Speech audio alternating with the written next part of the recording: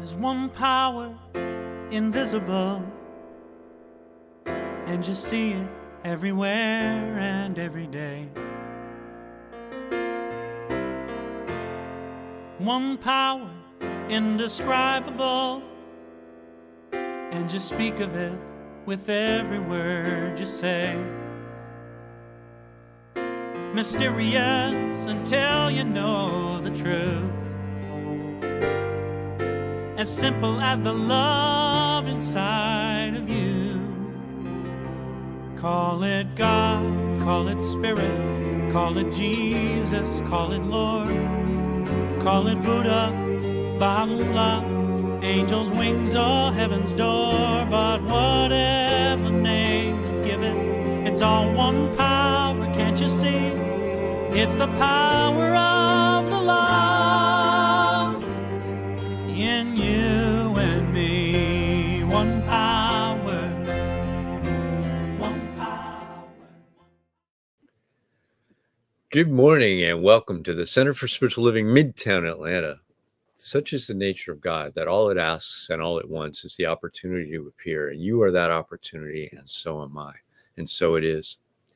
Whoever you are, whatever path brought you here today, please know that you are welcome and celebrated.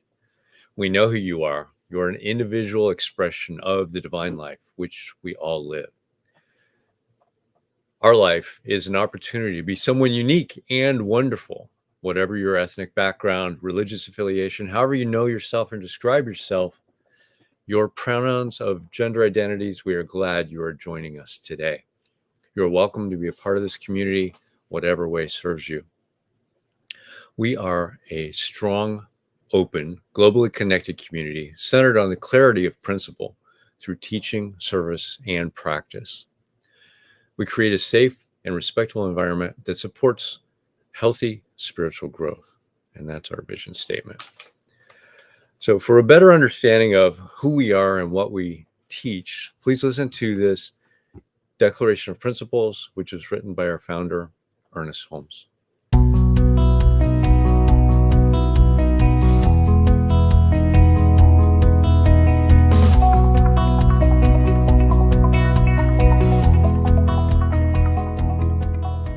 I believe in one God, one absolute power and first cause to all things.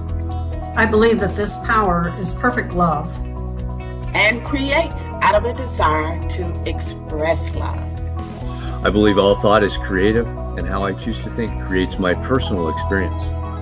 I believe in the unity of all life and the immortality of the individual soul, forever unfolding.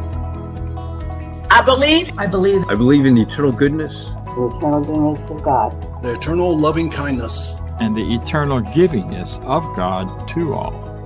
And so it is. And so it is. And so it is.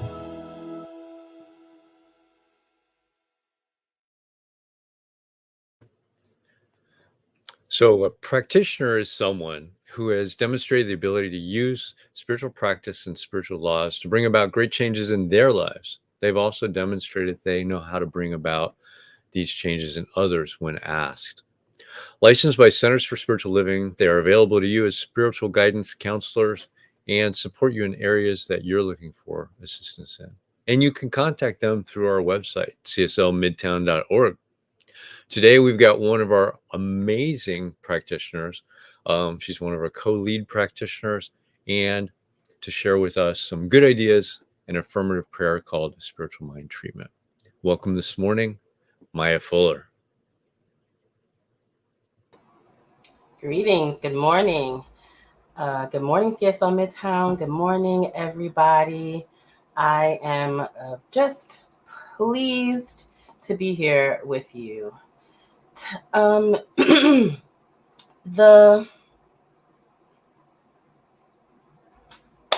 you might remember, our Center for Spiritual Living's global theme for this year is a grand rising, and our theme for September is pieces into peace, with today's message being about waking up to oneness. We're going to be blessed with a wonderful message this morning by a speaker who's new to us. Her name is Reverend Annie Nelson, And her talk is going to be about finding peace and freedom through forgiveness. Now, as you might know, I'm here to get us warmed up around the topic of peace and then lead us in a spiritual mind treatment to ground us in the consciousness of peace. So I'm going to start off with a bold question for us spiritual folks. Are you at peace with everyone you meet?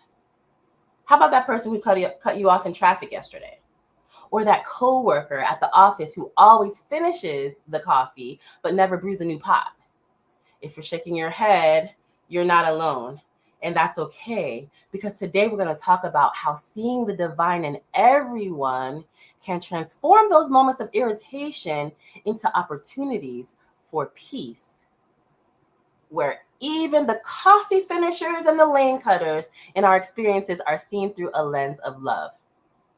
The truth is, when we walk through life feeling disconnected from others, we start seeing the world as broken, falling into pieces. But as Ernest Holmes, in his wisdom, taught us, peace is always at the center of our own soul. So the challenge isn't in fixing the world, it's in fixing our perspective. And when we do, even the pieces become peace. In Ephesians 4:4-6, the Apostle Paul is said to have written, "There is one body and one spirit, one God and Father of all, who is over all and through all and in all." Now, the scripture doesn't say one body except for your nosy neighbor, or one spirit unless you disagree with that person on social media. It says one. This means we're all a part of the same cosmic family, a family where even those quirky relatives that get on your last nerve are connected to the same divine source. We are all in this together. So why does it sometimes feel like we're disconnected? Well, it's because we're stuck in what CSL is calling the illusion of otherness. It's like those optical illusions where you stare at the picture and you see either a duck or a rabbit or a young, beautiful woman or an older, wrinkled woman. Except in life, instead of seeing a duck or a rabbit or a young woman or an older woman, we are seeing me and them. And let's be honest, most of us see a lot of them. But the truth is, this illusion of separation is exactly that, an illusion. As Ernest Holmes teaches, we are all individualizations of the one spirit. It's like we're all different radio stations playing different songs, but we're tuned into the same divine frequency. And this teaching that CSL teaches offers that when we recognize this, the world can stop being a battlefield of differences and become a celebration of diversity. This topic reminds me of a time when I was standing in line at a grocery store, and there was this man ahead of me, clearly in a hurry, tapping his foot, sighing loudly, glancing at his watch every 10 seconds. And I noticed myself being critical of what I was calling his rude, childish behavior.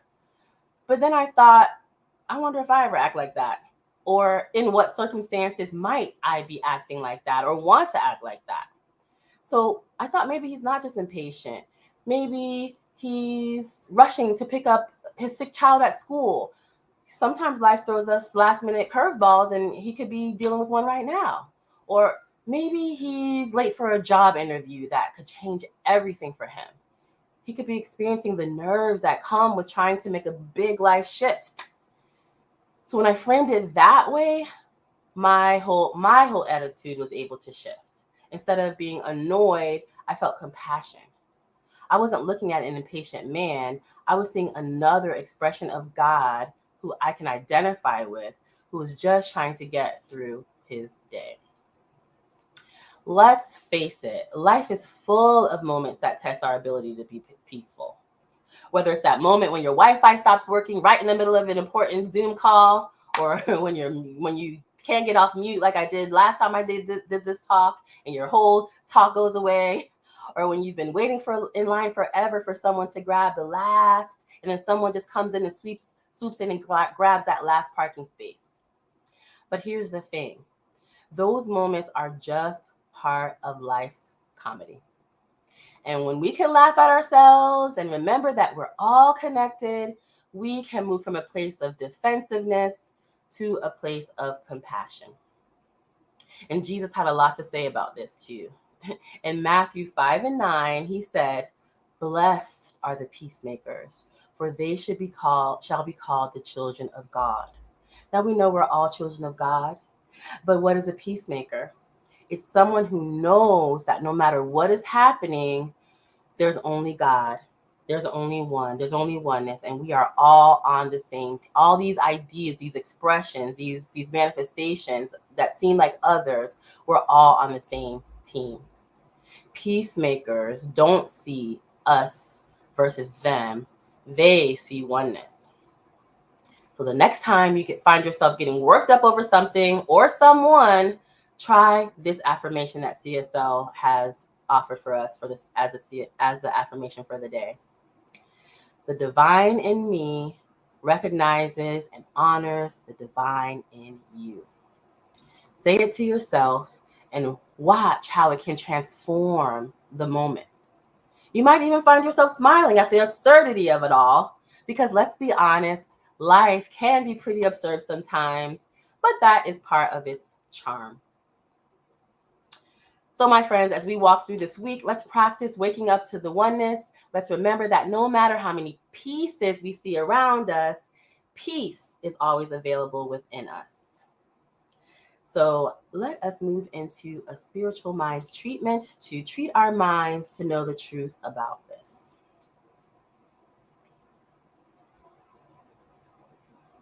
I know that there is one presence, one power, one divine source that is the essence of all life. This presence is the foundation of love, peace, and harmony. It flows through all creation, connecting everything in perfect unity. This one spirit is in all things, including me and everyone around me. I recognize that this same divine presence flows through every person, every situation, and every moment of my life. I affirm that I am one with this divine oneness. I am connected to all life, and I honor this truth within myself and in others. As I recognize the divine within me, I also see it in every person I meet, knowing that we are all individual expressions of the same spirit. There is no separation, only unity. I release any sense of division, any belief in otherness, and I open my heart to the truth of oneness. I give thanks for this deeper understanding of oneness and for the peace that flows through my life right now and forever. I'm grateful for the laughter, the love, and harmony that come with this awareness, knowing that as I continue to wake up to oneness, I experience more peace and joy in every moment. I now release this word into the perfect law, trusting that it is already done, manifesting fully in my life and in the world. And so it is. And now for our celebration music.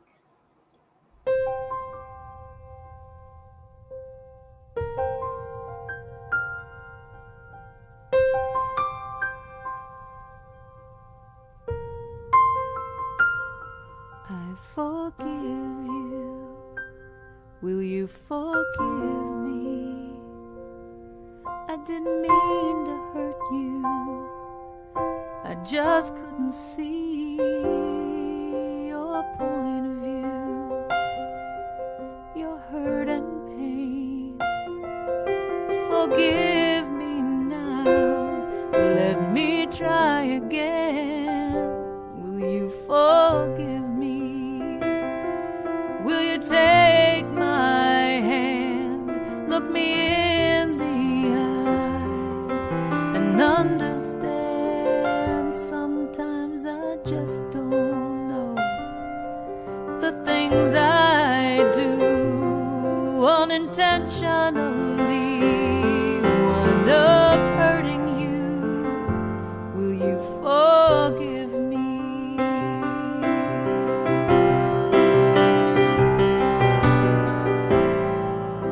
Please don't close the door. Don't close down your heart. Just get angry at me or scream and cry. We can move towards the light if we're both willing to try.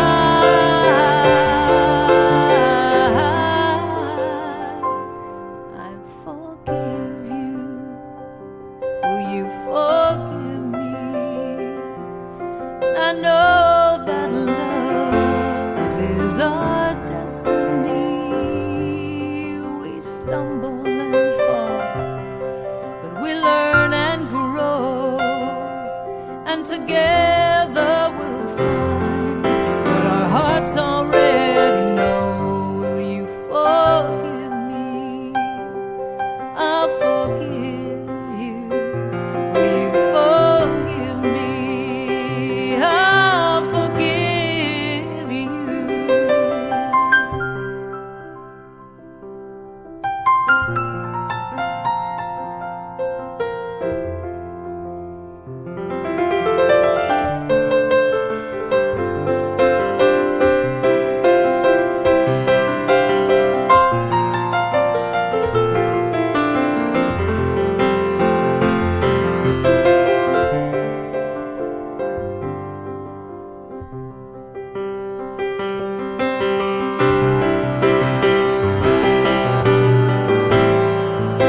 Please don't close the door. No, don't close down your heart. Just get angry at me or scream and cry. We can move towards the light if we're both willing to try.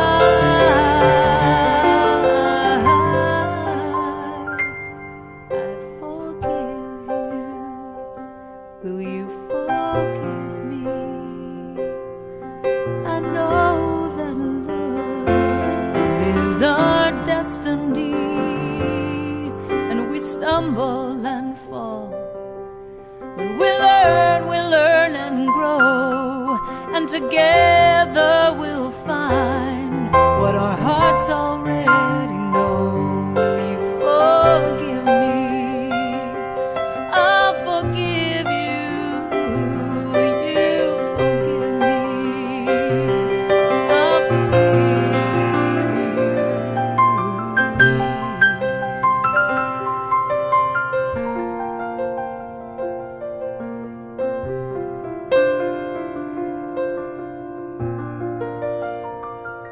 you forgive me? I'll forgive you.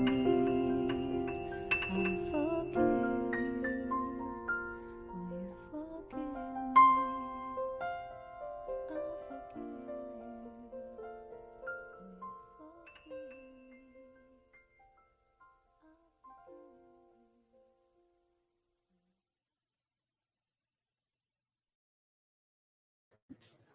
It's my pleasure to introduce our speaker this morning. Reverend Annie Nelson is an ordained interfaith minister with a teaching and evolving prayer ministry. She offers spiritual counseling and coaching that address real-life challenges. She's also a board-certified master hypnotherapist and a certified life coach with decades of experience in the behavioral sciences, management, and public service. Her formal education and training and her natural gifts of compassion, discernment, and wisdom are evident in her ministry, where she offers a body, mind, and spirit approach to serving. Reverend Annie transmits incredible energy and wisdom, serving others through her spiritual gifts of compassion and from life experiences.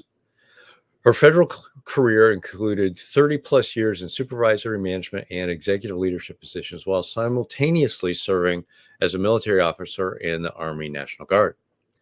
As a retired executive and military officer, she continues to live forward, now choosing a more natural spiritual path of service, which led to her ministry.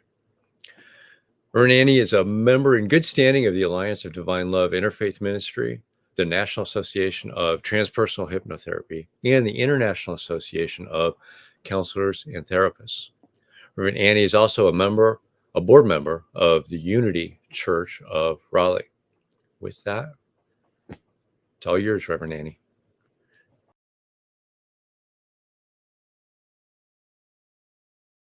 Thank you very much. May peace be with you this Sunday morning.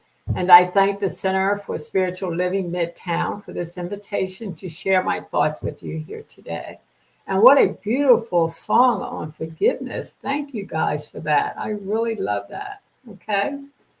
So I start with a thank you, God, for the spiritual journey that brings us together as kindred spirits and spiritual seekers of truth, right? And so it is. Let me begin with a spiritual inspiration from the Bible. It's one of my favorites that fits perfectly for what I'm talking about here today. And it's from Matthew 18:21 through 22. It says, "Then Peter came to him and asked, 'Lord, how often should I forgive someone who sins against me? 7 times?' And Jesus replied, 'No, not 7 times, but 70 times 7. And to me, we're being asked to forgive without limitations. And I found adopting an attitude of forgiveness goes a long way in helping make the path to healing a more viable option. For healing past transgressions takes courage, faith, and lots of practice. My mother used to say, prayers are good, honey, but at some point you have to get up off your knees and do something. And for me, that doing something has always been a practice that supports a shift in my thinking about what I was doing and how I was doing it. You know, as I was preparing my talk for today, I received my September edition of Signs of Mind magazine. And I saw that this month's daily guides start with the quote, "Forgiveness says you are given another chance to make a new beginning." That quote is from Bishop Desmond Tutu, and it was right on time. For as I read that, it reminded me that our spiritual teachings also talks about how change and new beginnings are a critical step on the path of self-actualization. That journey of becoming, evolving to our best self, living our highest good. And as with anything else, our evolution is helped along with practice. Whether you're practicing to become physically, emotionally, mentally, or spiritually stronger, everything you do gets better with practice.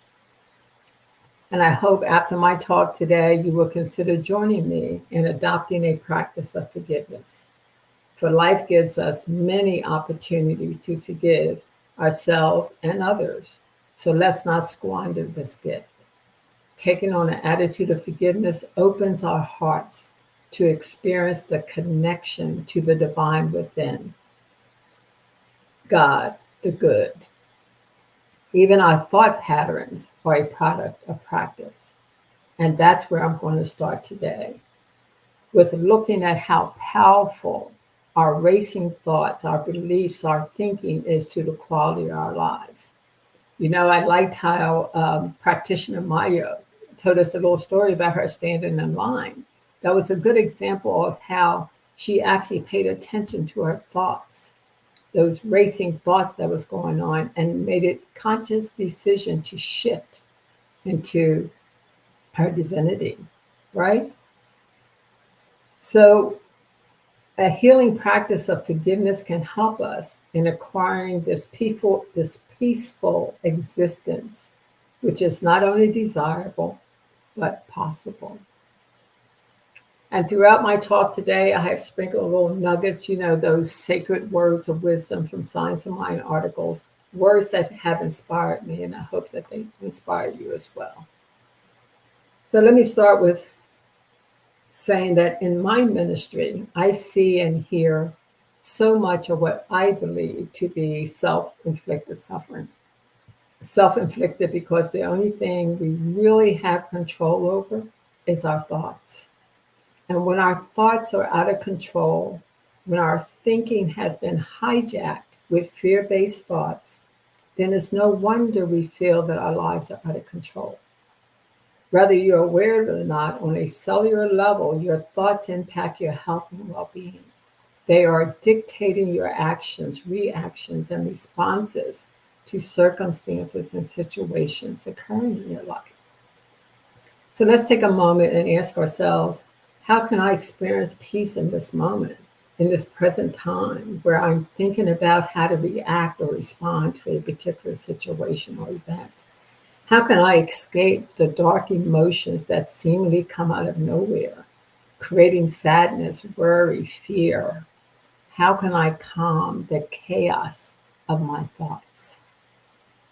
I say it's a choice, and it's also that we must take responsibility of our thought patterns that drive pain, worry, anger, dis-ease, fear, all arising in us from what? Fear-based thoughts. You know, I love the Star Wars movie character Yoda, and a famous quote from him that still resonates with me to this day is, "Fear is the path to the dark side. Fear leads to anger. Anger leads to hate. Hate leads to suffering." For me, this wisdom from him reminds me that I must continually take a personal inventory of where my thoughts are going, particularly those fear-based thoughts that can inform your life into a downward spiral of despair, anger, addiction, pain, and othering. And when I pause and really think about it, I realize it's all a matter of choice. Yes, choice.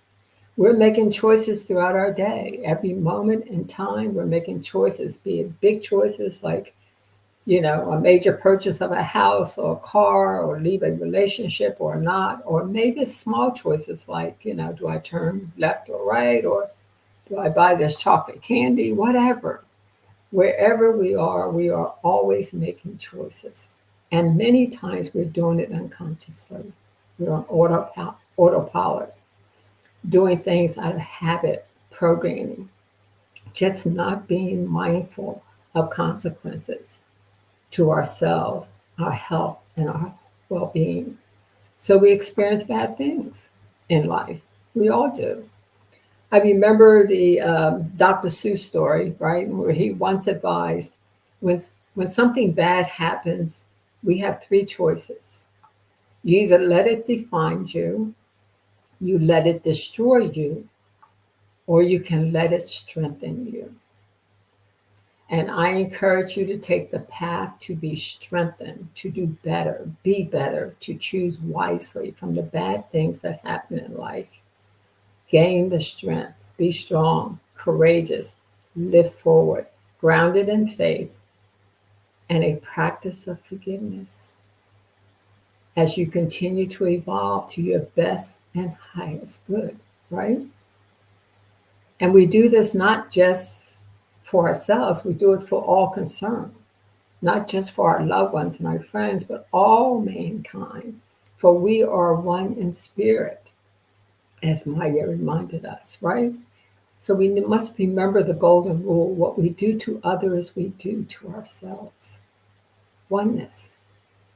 So as you look at the pieces in peace, which is the theme for this month in Science of Mind, I say you must take a careful look at your thoughts patterns, your thought pattern, for it becomes difficult to experience or express any level of peace or recovery from bad choices when your thoughts are clouded with past mistakes, hurts, anger, unforgiveness, fear. The writer-teacher Richard Rohr has a podcast, and in one of his series, he dwelled very deeply into this thing called thought and how we think. And these were his words: "We do not think ourselves into a new way of living. We live ourselves into a new way of thinking. Now, I found that to be a pretty deep and insightful message. And it made me think about how living my life influences my thinking.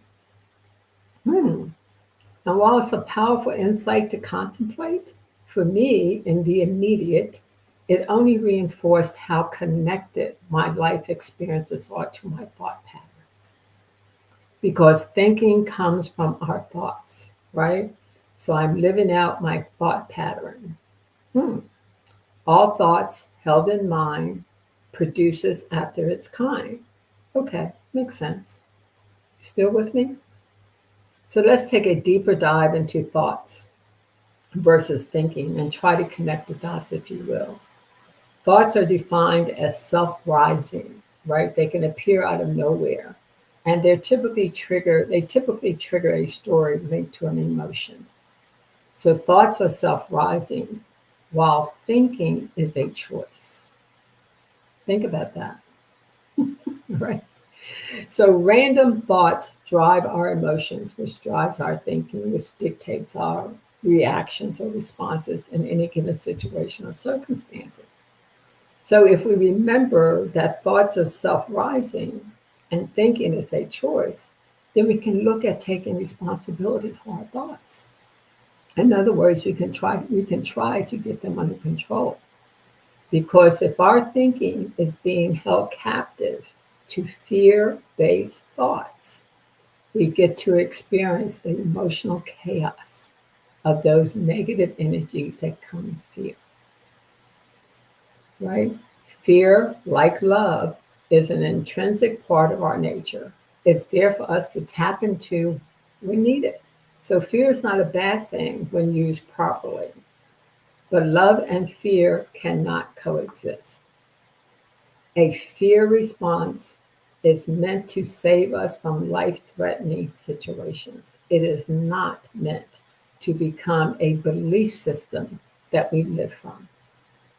Living in constant fear, in a constant state of fear, is harmful emotionally, mentally, physically, and spiritually. So we must be willing to look at our thought patterns and how it's impacting our lives.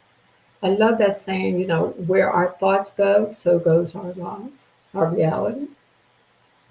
It's imperative that we do the healing work to free ourselves from fear-based thoughts. And make no mistake, all fear-based thoughts are a form of bondage because they block your potential for good. It blocks your sense of well-being, your inner peace. It limits your perception relative to the infinite possibilities that await your awareness. Simply put, fear-based thoughts are shackles that hold you back from your best and highest good. So let's take a breather and center ourselves in prayer, meditation, whatever spiritual practice works for you. I like the practice of forgiveness, for it has proven to bring emotional awareness and freedom to my thought patterns. I recently read in Science of Mind that in 1937, over 80 years ago, Ernest Holmes gave a talk about the spiritual meaning of freedom. And the article captured the essence of his talk, highlighting how, these are his words, throughout the ages, our minds seem to be in constant fear of humankind relative to the soul. How we, human beings, are constantly seeking to get out of our ego thinking and live from a higher consciousness of our good. He goes on to say, we continue to exchange one image of bondage for another in our efforts to be free. Free from what, you ask? Free from the shackles of fear-based thoughts, those thoughts of lack, superstition, uncertainty, pain, dis-ease, poverty, anger, resentment, suffering, othering. We cannot outsource our happiness, folks, because happiness, like peace and joy, comes from within. So we must do the work. And the spiritual practices are on the table of choice. This freedom Hum talks about is spiritual freedom, free to experience that peace and harmony that dwells from within out.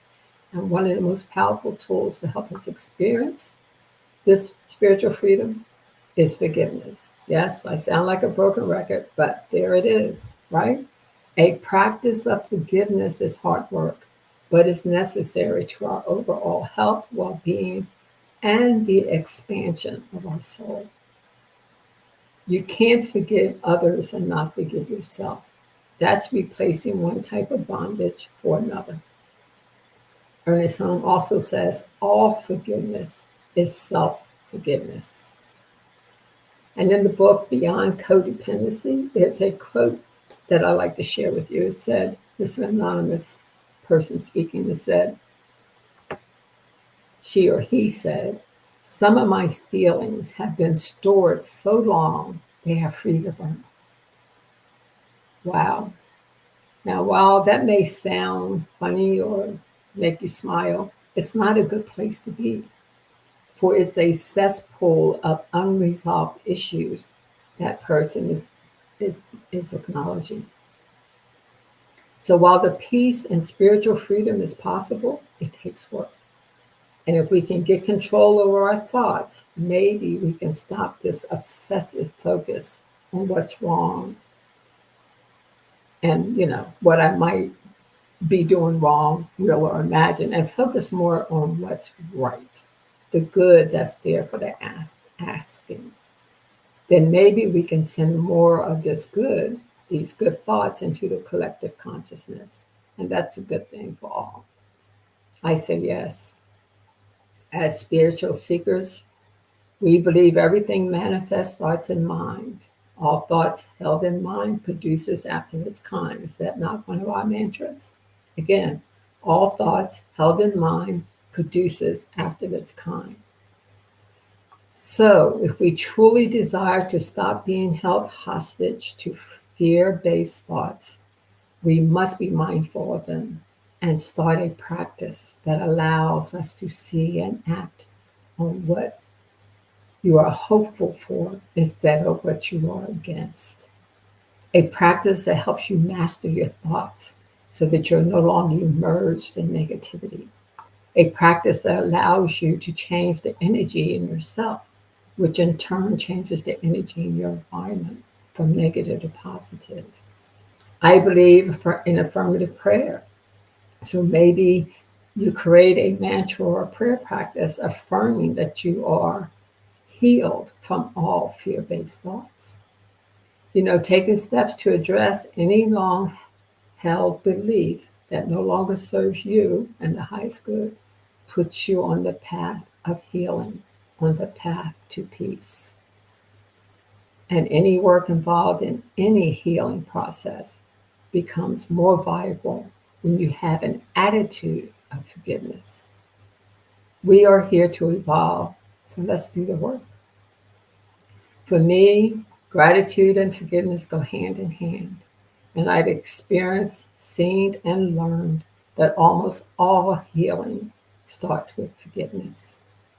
There's another good quote from Richard Ward. It says, in forgiveness, we live out the true self and not the tiny self that's always offended and complaining. Without forgiveness, nothing new happens, and we remain frozen in a small past. I don't think any of us want that. So again, I invite you to join me in this forgiveness practice and let go and let God. The great Martin Luther King Jr. once said, forgiveness is a constant attitude, not just an occasional act. And that's what I'm inviting you to think about. We are in this human journey to learn, to grow, to evolve, and we've been blessed with the gift of choice. Choice is to get a better understanding of how our thoughts impact our thinking. Choice is to use the spiritual tool of forgiveness to heal ourselves and others. Choice is to control those dark thoughts whenever they arise and make the better choice to see the good, to allow your light to shine through. And the good news is, it's never too late. Never too late to pray, to be healed from fear-based thoughts.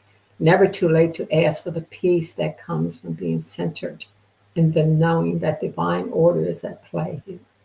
Never too late to learn a new way of thinking that aligns you with the divine within. Never too late to forgive or be forgiven. And I can attest to the fact that an attitude of forgiveness is valuable, for it can inform all aspects of your life for the better. You know, years ago, I set an intention to have an attitude of forgiveness. And it seems that at every opportunity, or maybe I should say, there were many opportunities that came my way to practice it. Yeah. Whether it was with family, friends, or just reflecting on my past, I found so many opportunities to heal with the practice of forgiveness. And it took practice. And living into my strength and successes gave me insights about my weaknesses, failures, and my fears. For me, having a practice of forgiveness taught me that when I made the choice to be a single parent, to raise a boy without his father present, I've learned to ask for forgiveness for not allowing him to have a voice, for thinking I had to be in control, so afraid of failure. What I've learned is to ask for forgiveness for not being a good listener, pretending I knew everything, that I had all the answers. What I've learned is to ask for forgiveness for the mistakes I made and not sharing the process when correcting my mistakes, so that my son would have a better sense of how to deal with problems and not expect to be perfect. What I've learned is to ask for forgiveness for all the words spoken in anger, not considering his feelings in the situation.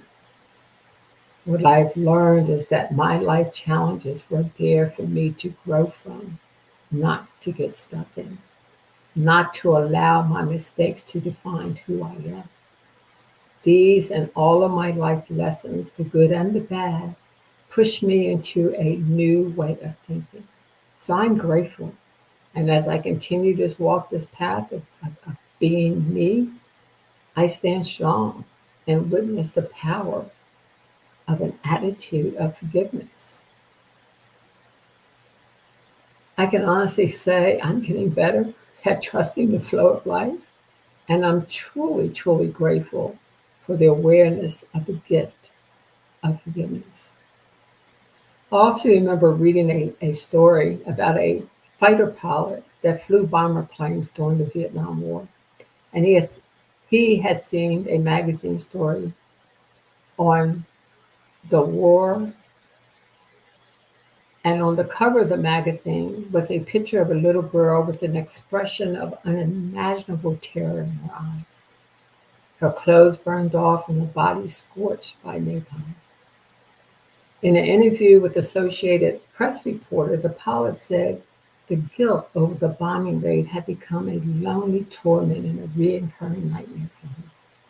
And some 22 years later, while attending a Veterans Day observance in Washington, D.C., that same pilot actually met the little girl that was pictured on the cover, the girl who had experienced the tragedy of war. And he approached her and asked her for forgiveness. And she forgave him. How beautiful is that?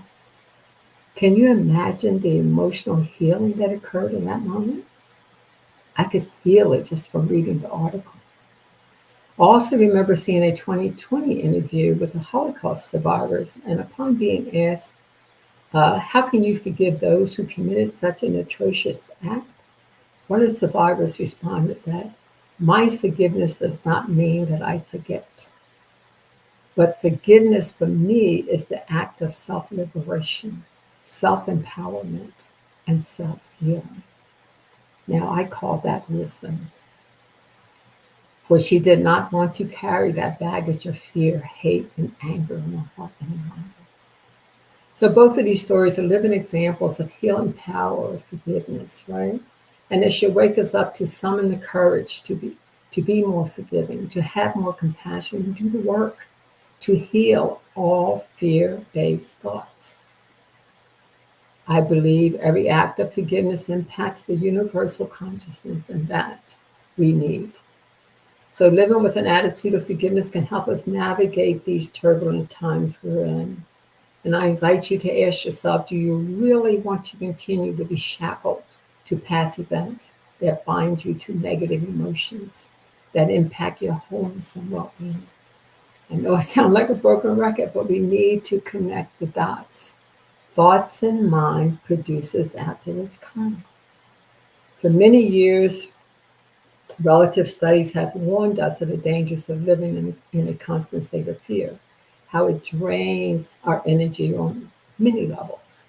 Let's look at some of the things that they say drain our energy: fear, news, stress, clutter, alcohol, fast food, self-criticism, overworking, lack of a social network, negative thinking, dwelling on the past. What were the things that they said, these studies said, that gives us energy?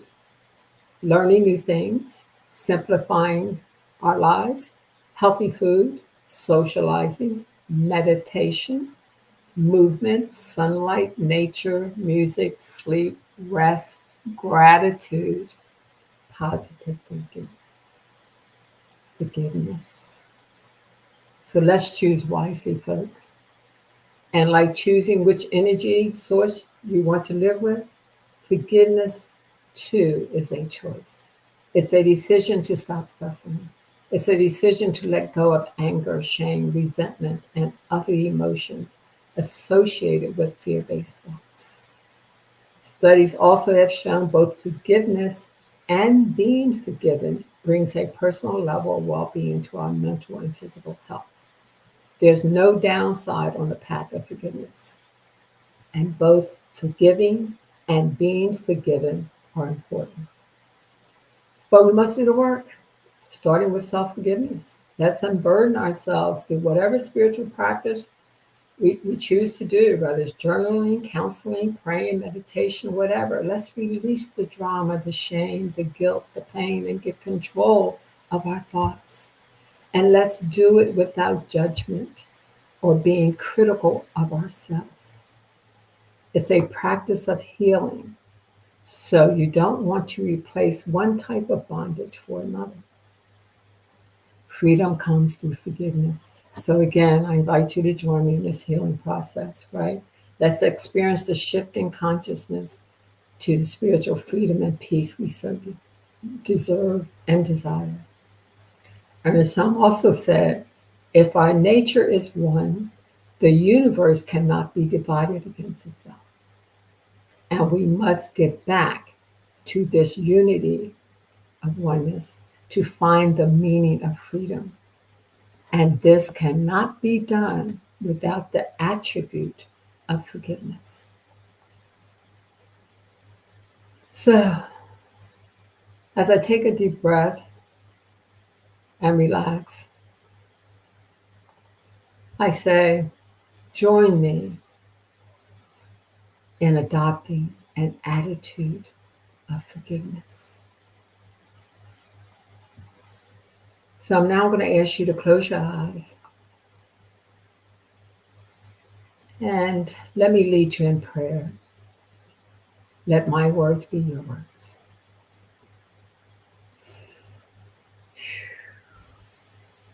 As I take a few deep breaths, I relax and I clear my mind of the busy thoughts of yesterday and tomorrow. On each breath, I breathe in the synergy of love. And as I surrender human judgment to divine discernment, my faith is strengthened. My consciousness is pure. My presence is peaceful. I understand that I heal as I forgive.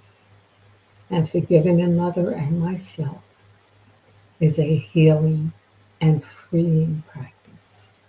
A process that I enter into by choice with courage, strength, and faith.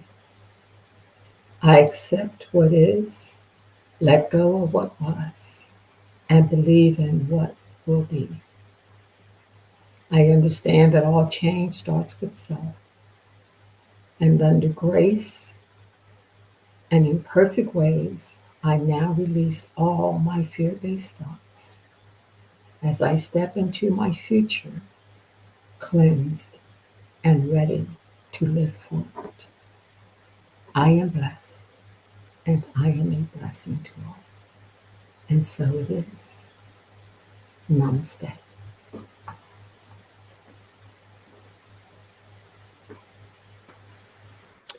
Thank you, Reverend Annie. Awesome talk this morning. Forgiveness, something we all need to do. So, leading us into the next phase of where we're at. If you appreciated this talk today and the talks that we all have, I implore you to donate to the Center for Spiritual Living Midtown. You can donate at www.cslmidtown.org/donate. Click on the QR code if you're seeing it on the screen. And here is our affirmation of prosperity. I live in a universe of abundance. As I freely and joyfully give, I join in the divine flow, and all that I share with life returns to me multiplied abundantly. And so it is. And we got a few announcements this morning. I've got Reverend James Peake next week with Om Shanti Om, which should be very interesting. The discussion group, which we've got every Sunday at 10 a.m. before the service, so you can join that on the Zoom link. If you go to the cslmidtown.org website, it will take you to the link for the Zoom for that discussion group. They're going through the Science of Mind textbook all the way through. So as long as it takes to go through that, you can join on that, have that discussion. And as a reminder, in October, if you're going to join us in person, it's this second Sunday of the month, not the first. So the second Sunday of the month for our in-person on October. I want to thank Mya this morning for being our practitioner today. And if you want to join us for discussion with Reverend Annie, join us on the Zoom link as well. Go to cslmidtown.org, scroll down to the Zoom link, click on the Zoom link, and get the little code to get the passcode to get into that meeting. Now it's time for our affirmation of life. I leave this place now knowing something better than I knew before. I go forth into the world with a heart full of love and a mind full of good sense. I look at the world in a greater way, knowing that I have within me everything I need to create the life I desire. I give thanks for this understanding, and I am grateful for the spirit of life that lives through me. So it is. We'll see you next week.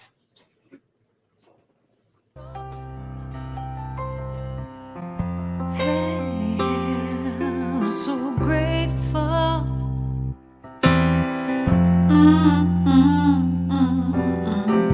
I'm so grateful. I'm so grateful. I'm so grateful for all that